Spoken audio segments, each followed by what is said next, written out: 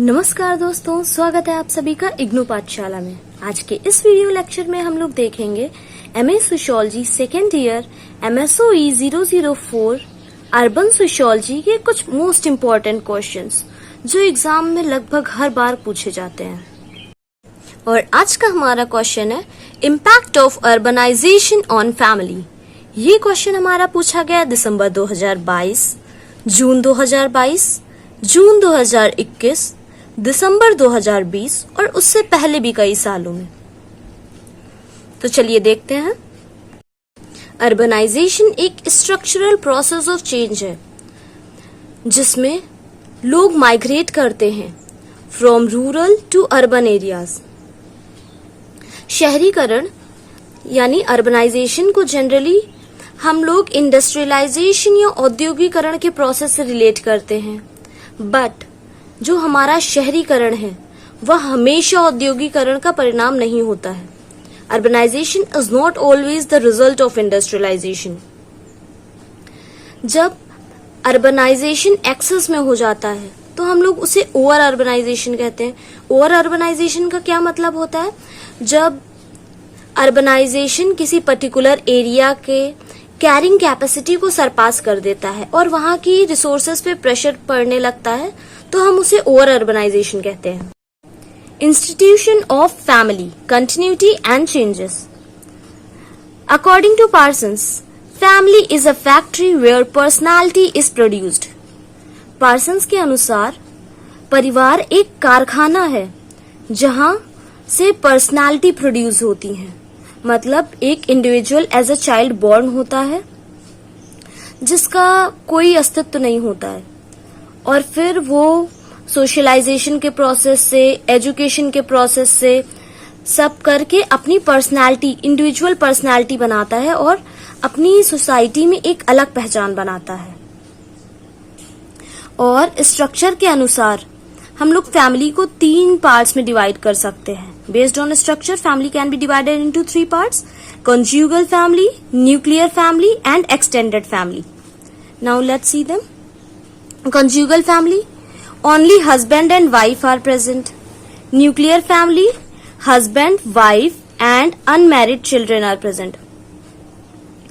Extended family, more than one nuclear family lives together under the same roof, means husband, wife, unmarried children of this category. Nuclear family के category के एक से ज्यादा परिवार एक ही साथ एक छत के नीचे रहते हैं, तब हम उसे एक्सटेंडेड फैमिली कहते हैं। जो परिवार का संस्थान है वह विवाह से स्थापित होता है। Family is created through marriage. और परिवार के कुछ निहित फंक्शंस भी होते हैं फैमिली के under. Let's see what are the functions of family. Family serves as a source of sexual gratification for husband and wife. It is the source for procreation. Reproduction का एक legal way है। Economic support, family में लोग एक दूसरे को economic support provide करते हैं। सोशलाइजेशन और एजुकेशन, किसी भी इंडिविजुअल के सोशलाइजेशन और एजुकेशन प्रोवाइड करने की जिम्मेदारी फैमिली की होती है।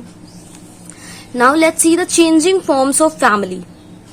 समय के अनुसार परिवार के रूप बदलते हैं और किस प्रकार से ये बदले हुए हैं। Initially families were nuclear, then they became joint. Now again the concept of nuclear families can be seen. कुछ समाजशास्त्रियों के अनुसार पहले परिवार न्यूक्लियर थे, उसके बाद जॉइंट फैमिलीज का कॉन्सेप्ट आया और अब न्यूक्लियर फैमिलीज देखी जा रही हैं। With respect to change in terms of family, entire phenomena can be divided into 3 phases. जैसे जैसे परिवार के स्ट्रक्चर में, उसके फंक्शन में बदलाव हुए हैं, उनको हम 3 ब्रॉड कैटेगरीज में डिवाइड कर सकते हैं: pre industrial phase, industrial phase और पोस्ट इंडस्ट्रियल फेज। औद्योगिकरण से पहले का चरण, औद्योगिकरण के समय का चरण और औद्योगिकरण के बाद का चरण। Now let's see all these phases in detail. First phase, pre industrialisation phase, औद्योगिकरण से पहले का चरण, इसमें health facilities were not well developed, mortality rate was very high, बच्चे बहुत ज्यादा मरते थे, उनके मृत्यु दर बहुत ज्यादा थी, तो more and more childrens were produced, लोग ज्यादा से ज्यादा बच्चों को जन्म देते थे, क्योंकि उसमें भरोसा नहीं रहता था ना कि कितने बच्चे जिंदा रहेंगे, कौन सा कब मरेगा, कौन सा कब जिएगा, तो उस चक्कर में लोग ज्यादा से ज्यादा बच्चों को जन्म देते थे, जिसकी वजह से नॉन यूनिफॉर्म फैमिलीज देखने को मिली।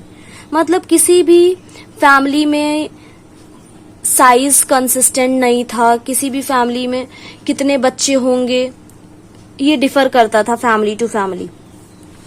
प्री इंडस्ट्रियलाइजेशन फेज में हमारा लॉ एंड ऑर्डर भी अच्छे से डेवलप नहीं था, तो उसमें family was seen as a unit of dominance, तो इस चक्कर में लोग बड़ी फैमिलीज प्रेफर करते थे, मतलब जितना ज्यादा फैमिली अगले के ऊपर उतना ज्यादा दबाव बना सकते हैं वो लोग।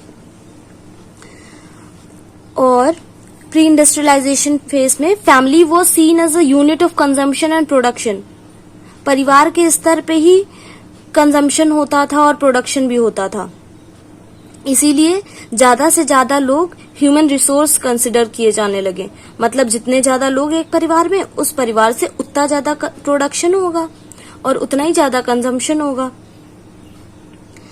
फिर एग्रीकल्चर का क्या सीन था इसमें? प्री इंडस्ट्रियलाइजेशन फेज में एग्रीकल्चर एक इम्पॉर्टेंट इकोनॉमिक एक्टिविटी थी, और इसमें फिर लैंड एक इम्पॉर्टेंट एसेट बन गया, तो लैंड के फ्रेगमेंटेशन को रोकने के लिए, उसके टुकड़े टुकड़े ना हो और बड़ी फील्ड लोगों को मिले, इस चक्कर में जॉइंट फैमिलीज प्रेफर की गई। तो प्री इंडस्ट्रियलाइजेशन में कैसी फैमिलीज थी? जॉइंट एंड लार्ज फैमिलीज लोग प्रेफर करते थे, बड़े बड़े परिवार होते थे और सब लोग एक ही साथ रहते थे।